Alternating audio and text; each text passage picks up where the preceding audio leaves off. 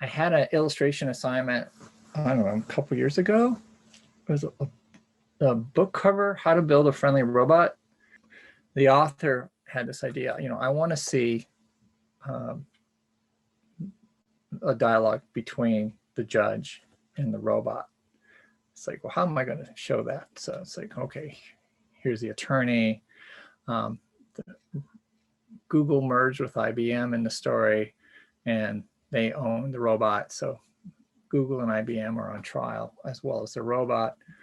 And so this style of illustration is kind of graphic and simple and flat. I mean, you could tell I'm not using any lines. I could have used lines to divide things, but I decided I want this to kind of feel like an old, vague, black and white movie, where they have these dark noir movies with detectives and that sort of feel. Here's another one. So how are gradients used in here in Photoshop? In a variety of different ways. This layer, as you can tell, it's a gradient, but it's been switched to color. And you can tell I have another one right here. So I'm combining those. But let's look at these as just it's not pure gray, grays. There's like a cool gray color. And where were those created? Oh, there, I take that back. It was all perfect grays. This was influencing it. I'm gonna hide that text. Okay. This is a vector-based shape. This just because of the geometric styles working in, but I want to double click on this. And it's a gradient fill, as you can see. And here's the gradient. And it's the nature of it, right? There's linear, there's angle, different types reflected. It's just radial. And the beauty of working in this manner is that you can scale the blend and have all these wonderful controls. Reverse it, just do so many things. And of course, there's the gradient tool, which I could adjust as well.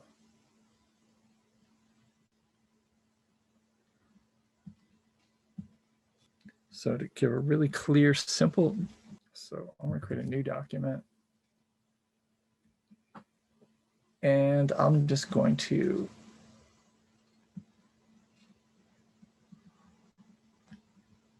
use a selection and create a gradient in here. And notice as soon as I select this tool, the menu changes because it's contextual. Here's radial, there's linear. So I'm just going to click and drag. You can see, okay, there's my gradient. Now our gradients are using opposites, right? All right. So this is monochromatic. And this is a bucket, and you can move them around. I'm accidentally creating ones by pulling this way. I might have to use my mouse versus my pen because it's the slightest movement throws it off. See there. See how it adjusts the breaking point? This is the break point, that little diamond. That's when I move that closer and this closer. Notice that compression of the gradient becomes harder and harder until I could literally do something like this and make it even harder by moving that. So it becomes like an abrupt change. This is opacity. If you're ever interested, you can adjust the opacity of the bucket below it. Select that bucket, double click, change the color. So let's go with like a near opposite. So you can see this is almost like a blue-green. And let's go with an opposite or near opposite. So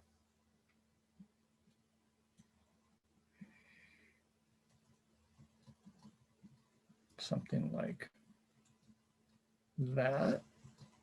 And I'll go with a fairly light color. I'm going to hit OK. And I need to space them out. And if I want a wider range of value, I can move this here. And I can add another darker color here and increase the saturation in this one if I wanted to. And then make this one even darker and saturate it a lot. And then maybe adjust the blend a little bit, something like that. Notice where it starts to get more neutral here, but it's never going to get completely neutral because it's not an exact opposite. And then just click and drag it, or go in this direction,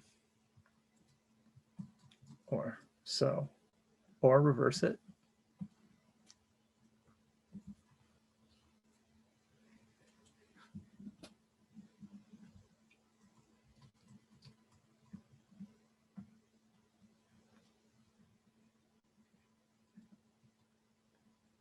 And here we'll try a linear one. Oops, and have it still selected, so I have to undo that. Command Z, deselect. Or the other direction. Or it's like, what if here, I want to do this. Notice where I'm beginning and where I'm releasing. Watch how it changes. So it extends the color beyond the point where you released. It's like, oh.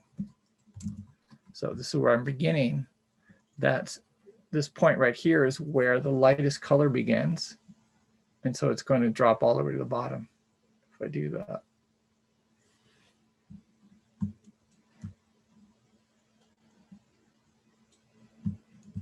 What if I wanted something a little more neutral? Well, there's so many ways I can approach that. I can adjust the individual color here and go, well, I'd like that color more neutral. So I can do that. And I can do this.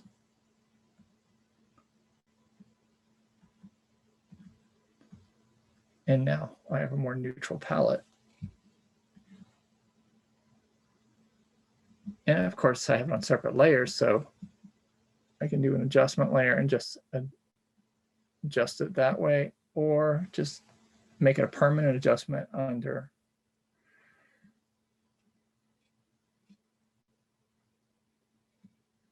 And the key is always having lots of contrast. You have the benefit of having a stroke around everything, where notice right here, there's very little contrast between the edge. We have a little more contrast here, but not much. And definitely plenty of contrast down here because it's considerably darker. Looks like most of these are set to normal, these layers. And yeah, okay. So let's get a closer look at this.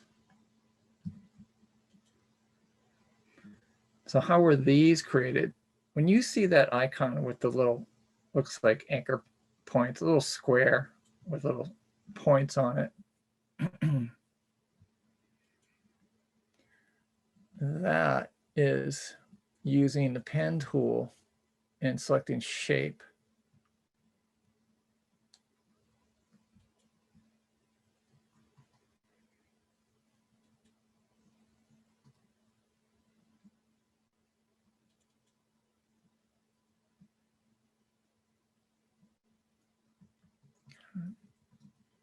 And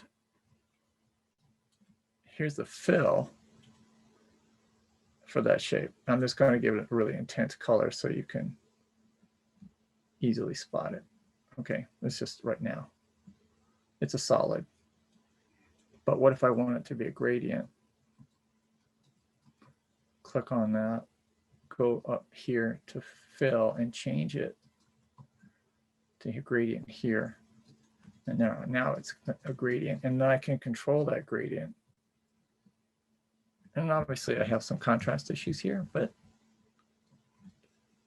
there's a lot of flexibility to control when you're working this way. When you want to scale, you can control with the slider here or slide it here.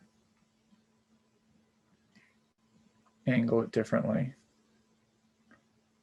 Reverse it. And of course I can adjust this. Now it looks like there's a very little opacity on this side. Oh, it's 0. Okay.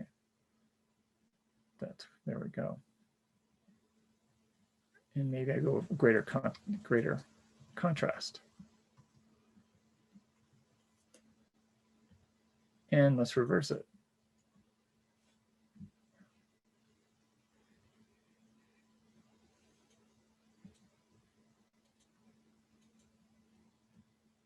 See, you don't have, not right now. I want you to notice it's like, okay, I went to the gradient tool and it's like, I'm on that layer, but see how it's got a slash? Gradient tool does not work on a shape layer. Even though my shape layer has a gradient, the only way you access the gradient on a shape layer using the pen tool is you double click on the icon and the gradient fill shows up. Okay.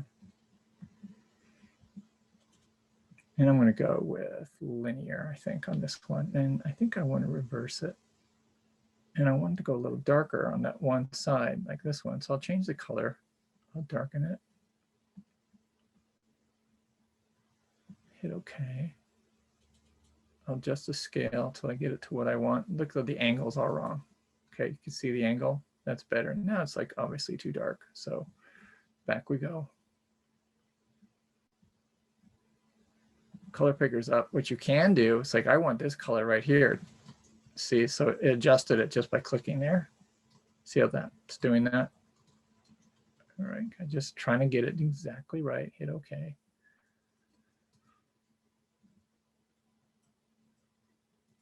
Oh, hit OK first here, and then I can scale. It gets a little confusing. It's like, you know, you've got a lot of palettes open up, but once you get the handle of working this way, you don't want to go back because it's so helpful.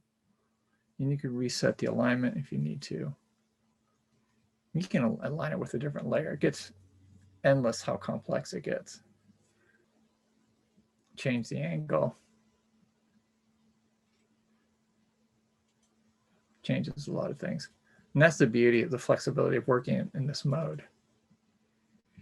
Okay, so again, that's using this tool. How could that be useful if you're, you know, the way you're working? If you have some areas where it's useful, you'll be able to hide it. You'll just, let's say you have some line work. So let's go and there it is. Okay.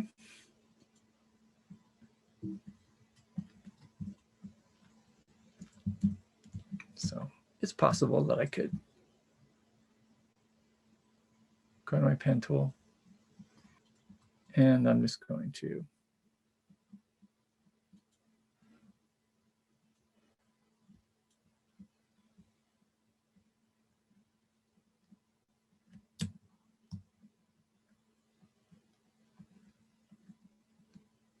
a little hard to see right here because I have to adjust this later because I can't see my path.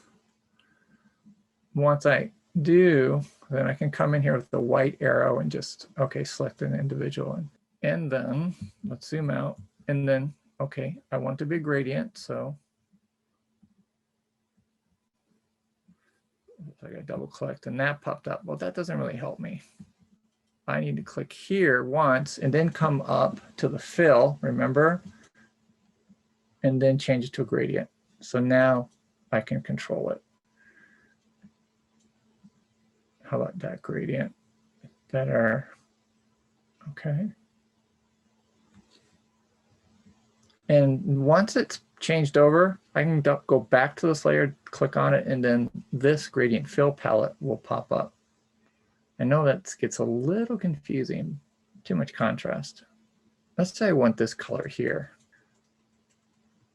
There, okay. So I selected that bucket and then I wanted it darker. So I'm gonna lighten it again so you could see how I did that. It's light. So I click that bucket and I click here the eyedropper, and it's going to change it to the value wherever I click. Like so. And hit OK.